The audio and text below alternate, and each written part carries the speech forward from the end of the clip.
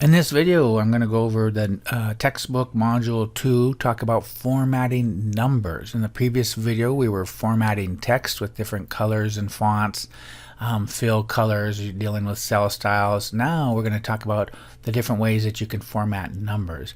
Numbers are have their own group on the home ribbon.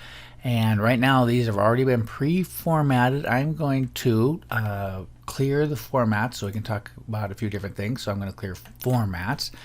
When we're talking about currency kind of formatting, I will select these three cells. There's mainly two types. There's this button, which is the accounting number format.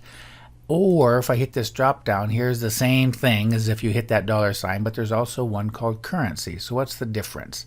So actually, I'm going to select vertically, and I'll hit the accounting format. When you see all pound signs like that, it means that there's not enough width in the column to display the information. And so if I run up between column C and D and double click, that will auto fit. Notice how the $signs line up no matter the size of the number. So for instance, if this was just $1, the $sign would still line up to the left. That's the accounting format.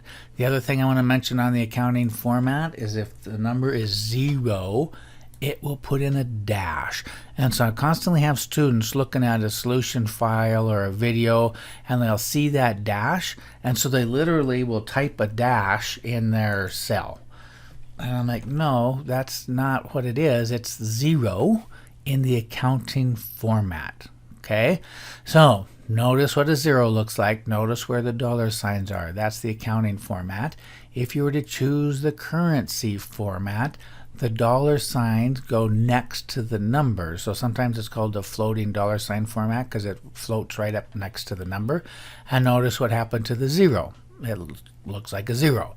So just recognize the difference between those two formats. And the accounting one has the shortcut button right here that I can hit, and there we go. The 0 goes back to a dash.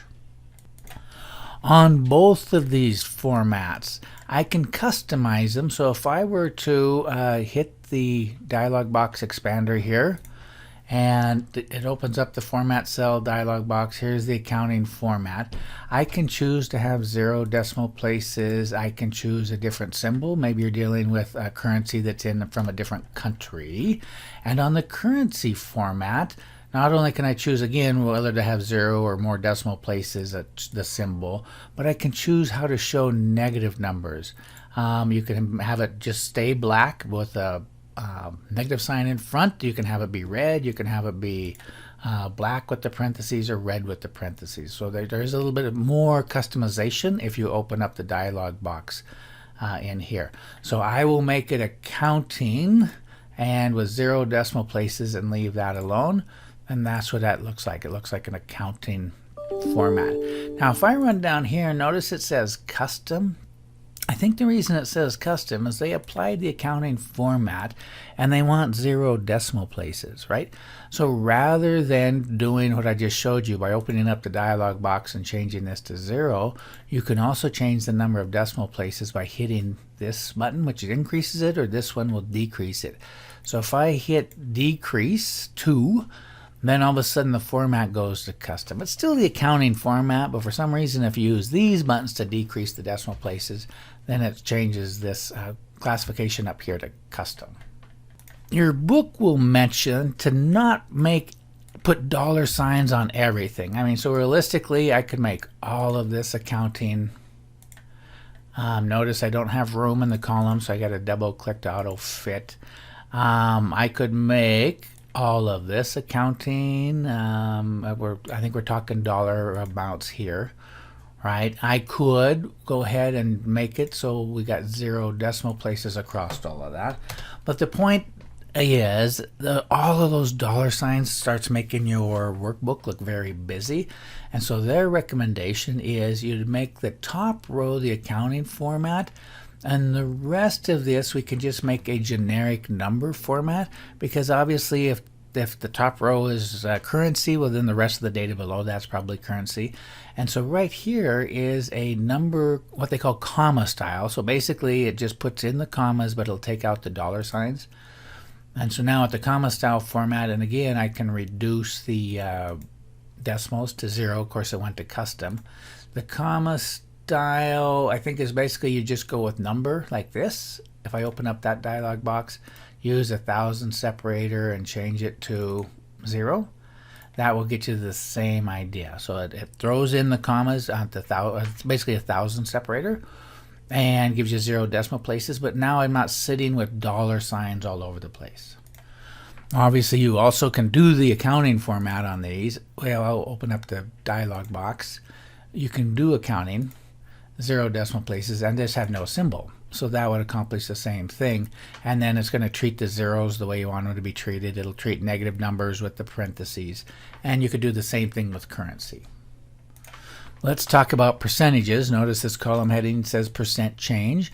And so now I'm going to grab these values and convert it to a percentage. Notice what happened. It says 3%. If I hit Control Z for undo, it's 0.030412. This is 0.029. You have to be careful about the number of decimals that are displayed and recognizes it changes the value. So I'll have students in my class going, why do you have 3% and I have 3.1 or 3.04? Well, it's all about, well, how many decimals are you displaying versus how many am I displaying? So if I increase this, it's 3.0, 2.9.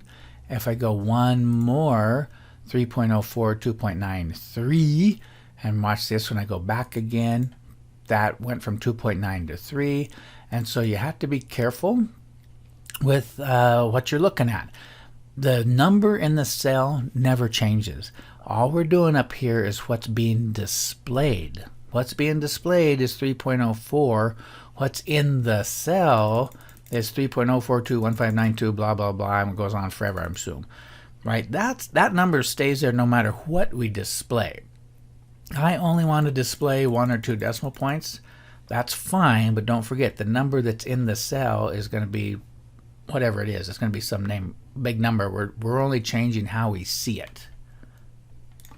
Now this cell happens to have a formula in it. It's doing some math, but I could do the same thing. I could type 3.04568932 or whatever the number is. That's what it looks like. But if I were to decrease, whoops, the wrong way, decrease all of the decimals, it's just showing 3.0, right?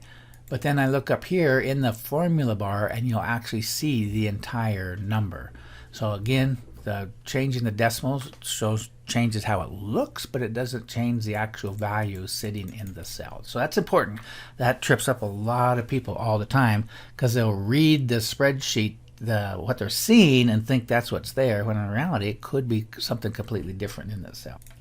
And the last thing we want to talk about is dates in Excel. And dates are actually a number. So I'm just grabbing a random cell over here for demonstration purposes. And notice it's formatted to just general. So when you first open up an Excel workbook, all the cells are formatted to general. If I type a date and hit enter, it shows up as a date. But when I click on the cell, notice what it did up here. It knew that's what we wanted to type, and it made it a date format. And by the way, the same thing will be happening with percentages. If you were to type 3.0 and then hit the percent symbol and hit enter, well, then it puts in 3.0%, and it automatically changed the format of that cell to a percentage type. And this is what's confusing. If you hit delete or clear contents, we've formatted that cell to percentage. Deleting the number out of it didn't change the format. And so if I were to run over here and just start typing 1, 2, 3, all of a sudden that's 3%. And that's because, at one point we must have formatted that as a percentage and deleted the contents, but we didn't delete the format. And so formats will stay back with the cell, and you have to pay attention to that. So I'm going to clear all, which actually gets rid of the number and the formats. I will delete these, and let's continue talking about dates. A date is just a number. Okay, so basically it's kind of like how we can do these percentages and change how many decimals we see, and it makes the number look different. The same thing here. This is actually a number formatted to a date. And in order to prove it, I will switch this to a number format. And all of a sudden there it is. what was a date now just displays as a number. And how this works, I'll move it back to a short date, is all dates in Excel begin with January 1st. I'm going to head and write this out so you can see it. January 1st, 1900. Okay? So that's where all dates begin. And so January 2nd is the second day. So watch this. I'm going to put January 2nd, 1900, and then I will convert this to a number, and it will become the number 2. There you go. January 3rd will be a 3. January 4th will be a 4. Well, guess what? April 5th, 2019 is 43,560 days since January 1st, 1900. So the point being, a date in Excel is simply a number formatted, and notice we have date formats, short date, long date. It's simply formatted as a date.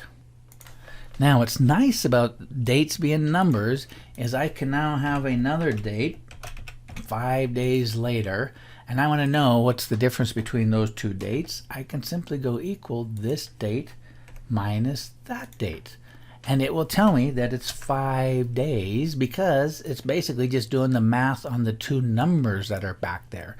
It's like asking what's the difference between 43,565 and 43,560? It's 5.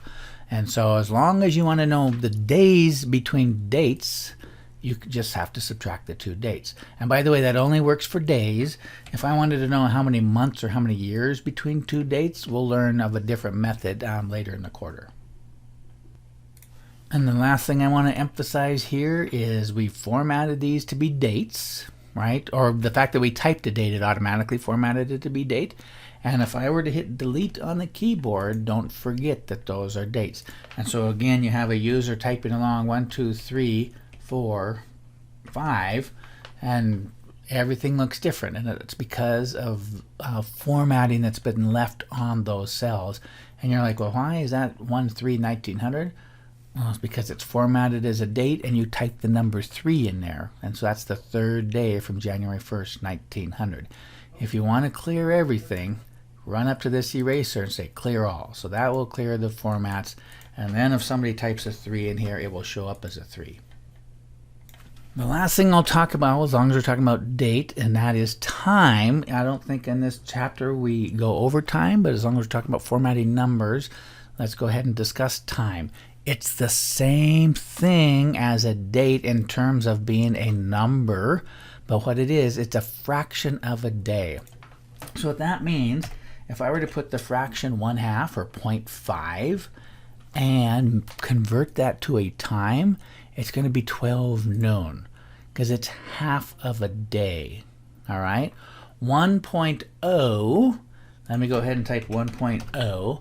That's going to be 12 midnight. So if I were to type 1.0 and make that a time, it's 12 midnight. So 12 midnight is 1.0.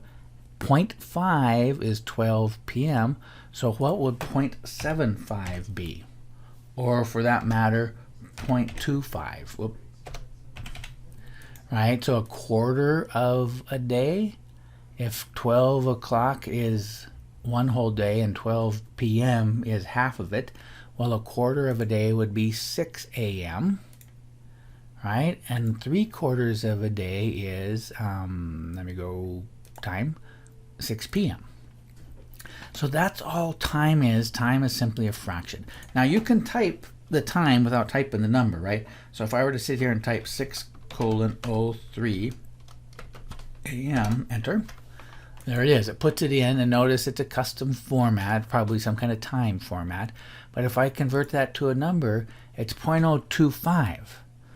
Well, then wait a minute. 0.025, I thought that was 6 a.m., and you typed 6:03. Here we go again with the decimals. Or, yeah, what the number of decimals we're showing. So notice if I increase the decimals, 6:03 a.m. is 0.2520833, a portion of a day. And so that's how that works. If I were to switch this back to time, we'll get our 6:03 a.m. again. So the bottom line, in order to use Excel effectively, you have to understand what's going on underneath the covers, especially with dates and time. You got to recognize that date is just a number and that time is just a number. If I were to do a function that says equal now, oh boy. So there's a function called equal now, and when you put that in and make it big enough to hold it, it shows the current date, the current time. And so then if I were to convert that to a number, it's going to be 43,735.59 because the current time is 0.59 of a day. So if I were to increase that decimal, then it shows even to a higher degree of accuracy what percentage of a day the current time is. Again, I can go back and if I do short date, I think it's going to lop off the time. Yeah, so now we're getting into some things I didn't want to get into, but there is custom formats. So here is date. I think if I scroll down far enough, there's date time as a custom format for the date function. So now I'm seeing the date and the time. In Module 3, we'll be spending a lot more time with the date and time functions, but that's it for this video.